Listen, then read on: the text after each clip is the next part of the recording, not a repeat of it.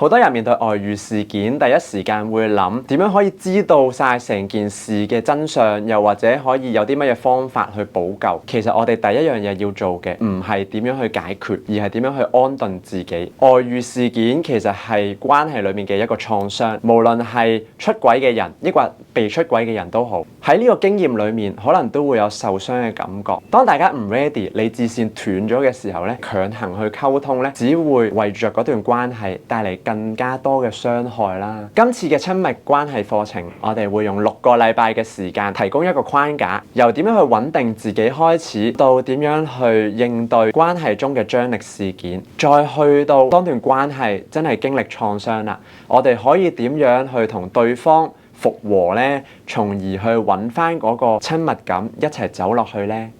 如果你都有興趣嘅話，記得預留時間參加啦。